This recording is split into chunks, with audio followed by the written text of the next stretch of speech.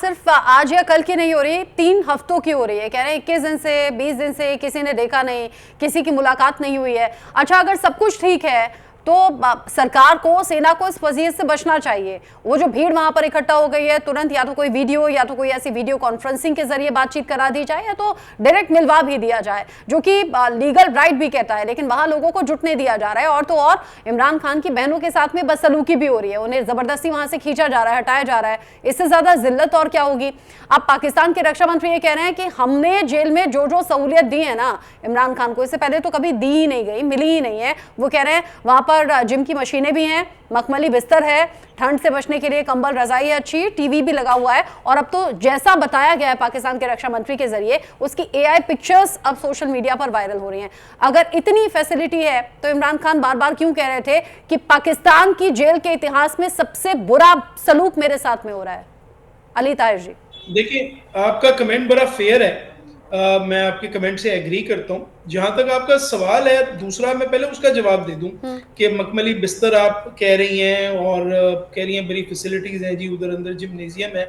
तो ये तो देखें ना, रेजिस्टेंस तो तारीख में लिखी जाती है, हिस्ट्री में लिखी जाती है। किसी भी मुल्क की हिस्ट्री उठा के देखें तो उसमें होता है कि इस आदमी ने रेजिस्ट किया था और वो खान साहब इस वक्त अंदर बैठकर रेजिस्ट कर रहे हैं। 2023 से वो कैद में हैं और 200 से ऊपर केसेस हैं। तमाम केसेस के अंदर बेल हो जाती है तो एक नया केस बना दिया जाता है जिसके अंदर ये कन्विक्शन ले ली जाती है या फिर अदरवाइज नए केस में अरेस्ट कर लिया जाता है। तो वो नजर आ रहा है कि कंप्लीट एक जुडिशियल सेटअप का इस्तेमाल किया जा रहा है फॉर पॉलिटिकल विक्टिमाइजेशन और उसको दोहराया जा रहा है बार बार। अगर इतना ही अच्छी जेल होती तो ऐसा तो नहीं होता कि वो मियां नवाज शरीफ भी साबिक वजीर आजम है, वो डील करके भाग जाते हैं और इस वक्त वो डील करके, because is not won the election. I am living in Pakistan, I am telling it to you, the election was won by the PTI, but despite winning the election जो है वो जेल के अंदर बैठ के रेजिस्ट कर रहे हैं। और नवाज शरीफ साहब जो हैं वो हर दफा जब मुशर्रफ ने उनको जेल में डाला तब भी भाग गए थे, क्योंकि ख्वाजा आसिफ साहब के, शायद आपको इल्म होगा, लीडर वही है नवाज शरीफ साहब। मुशर्रफ साहब ने डाला था, उस वक्त भी भाग गए थे डील करके। अब कहा यह जा रहा है कि इससे पहले भी जो पीटीआई समर्थक हैं या कार्यकर्ता हैं उन्होंने देश को बड़ा नुकसान पहुंचाया है, ऐसी आशंका इस बार भी बनी हुई है, इसलिए वो लोगों को वहां से हटाने की कोशिश है। और जेल में बैठे हुए जो इमरान खान है वो देश को नुकसान पहुंचाने की साजिश कर रहे हैं, प्लानिंग कर रहे हैं। इस तरह के तर्क पाकिस्तान की सरकार की ओर से दिए जा रहे हैं। संजीव श्रीवास्तव जी, पाकिस्तान में चीजें अनस्टेबल रहती हैं, ये तो पाकिस्तान की हिस्ट्री कह रही है, लेकिन इमरान खान से जुड़ी ये खबरें बार बार आना, इसका मतलब क्या है? मतलब बहुत स्पष्ट है कि इमरान खान के विरुद्ध जो साजिशें हैं वो और अधिक ज्यादा गहरी हो गई हैं, तेज हो गई हैं।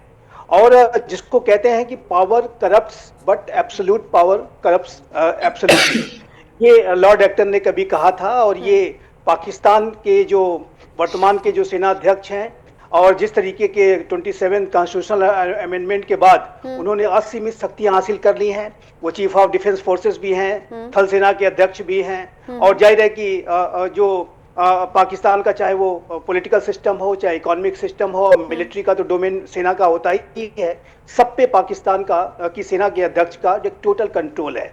और जो आसिम मुनीर हैं, उनके जो इमरान खान के साथ जो संबंध काफी जो है तनावपूर्ण तब हो गए थे जब 2018 में जब वो DGISI हुआ करते थे। तो उस समय तत्कालीन जो प्रधानमंत्री इमरान खान ने उन्हें एब्रप्टली 8 महीने के कार्यकाल के बाद ही उन्हें उनके पद से हटा दिया था। और तब भी ऐसी रिपोर्ट्स रही कि आसिम मुनीर ने उनकी इमरान खान की धर्मपत्नी बुशरा बीबी के अगेंस्ट में कुछ एविडेंसेस कलेक्ट किए थे और उसको लेकर के काफी मतभेद दोनों के बीच में हो गया था और उसके बाद उन्हें DGISI के पद से हटा दिया गया था। तो तभी से मेरा ऐसा मानना है कि एक व्यक्तिगत रूप से भी फील्ड मार्शल आसिम मुनीर ने इमरान खान को टारगेट करने का मन बना रखा था। और जब आज उन्हें मौका मिला है और जब असीमित शक्तियां उन्होंने हासिल कर ली हैं और जाहिर है कि वो इम्प्यूनिटी उनके पास, आजीवन की इम्प्यूनिटी मिल गई है और हर तरीके की पावर्स हैं उनके पास। सुप्रीम कोर्ट जिसमें कहीं अपील वगैरह की जा सकती है उसको भी कमजोर कर दिया गया है। बैरिस्टर साहब बैठे हैं, के बारे में ज्यादा बताएंगे। तो ये जो पूरी स्थिति है, ये जो पाकिस्तान में जो आंतरिक जो वहां का जो सिस्टम है उसको किस तरीके से सेना के सामने, आसिम मुनीर के सामने वो सरेंडर हो चुका है। और जैसा कि मैंने कहा कि अगर सत्ता आपको असीमित मिल जाती है तो आप पूरी तरह से भ्रष्ट होने की चांसेस रहते हैं और यही होता हुआ दिखाई दे रहा है। आसिम मुनीर को ऐसा लगता है कि इमरान खान उनके लिए एक बड़ा खतरा पैदा कर सकते हैं, और इसी वजह से इस बात की संभावना से इनकार नहीं किया जा सकता कि उनको पूरी तरीके से उनको एलिमिनेट भी करने की साजिशें रची जा सकती है, जैसा कि पाकिस्तान का इतिहास रहा है। आप देखिए जुल्फिकार अली भुट्टो के साथ क्या हुआ, बेनजीर भुट्टो की हत्या कर दी गई थी, नवाज शरीफ को भी जेल जाना पड़ा था जब जनरल बाजवा के साथ उनके संबंध अच्छे नहीं थे। और उसी तरीके से अब इमरान खान जो सेना से अब बैर ले चुके हैं और सेना को चैलेंज करने की यानी कोशिश आप कर कह रहे हैं। हैं